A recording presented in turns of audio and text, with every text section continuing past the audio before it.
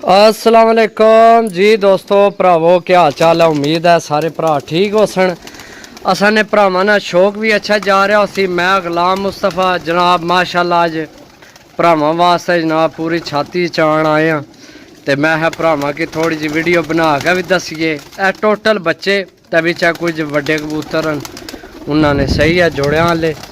बाकी आ बच्चे चेक करो माशाल्लाह सही है। टोटल घर नहीं ब्रीड है तो टोटल कबूतर जनाब ख़त्म करन लगे सही है। छत डेरे वाली है। कबूतर विच बड़ा बड़ा नायाब है तो जनाब उपर सिरियां तो क्रीच लगे। बाकी टोटल कबूतर बाकी उधर भी कबूतर हैं वो भी तुहानू चेक कराने सही है। पहला बच्चे चेक करो। जिस भरा ना कट्ठे बच्चे लैन तो प्रोग्राम बना जनाब रबता कर सकना। गिनती है ये बच्चों की को नहीं हुई। बड़ा बड़ा महंगा विच जनाब उन्होंने घर ने उड्डे डाए रिजल्टेड बच्चे ने सही है। चेक करो जनाब सही है।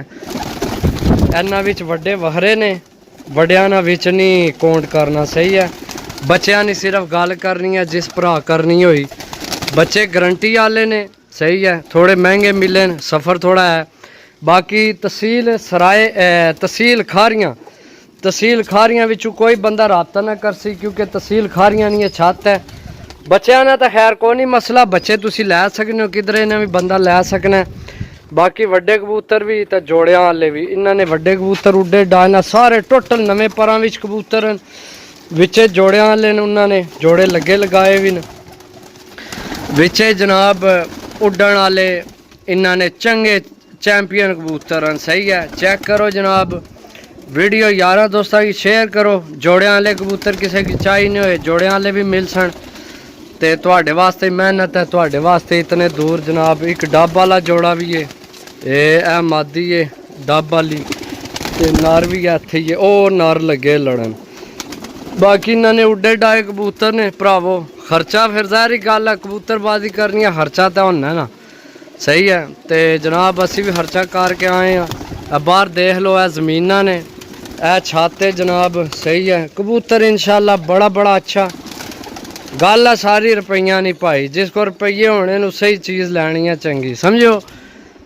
तो बाकी है जनाब टोटल छत खत्म होने लगी है। डेरा ही बने सही है। चेक करो तो यह जमीना ने सारिया बाहर तहसील खारियां नहीं है। छत है बड़ी नमीनेड तो 2-3 साल वास्ते इन्ना बिल्कुल बंद करनी है छत। कोई समझो कोई काम काज करा रहे तो इस वजह तू सही है। यह लख है सारे एक ब्रीड है। लख है जितने इन्होंने उड्डे डाए कबूतर ने उन्ना है भाई। ये भावें जोड़ियां भी पाओ तो भावें डाओ भी इंशाल्लाह दोवें पासा काम कर सन। लाखे भी विच काफ़ी ने। अगर हाली लाखे लैने हो लाखे मिल जा सन।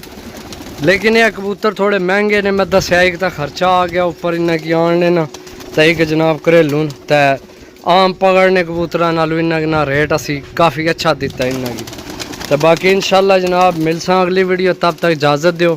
अल्लाह सुनने वाला अल्लाह हाफिज़।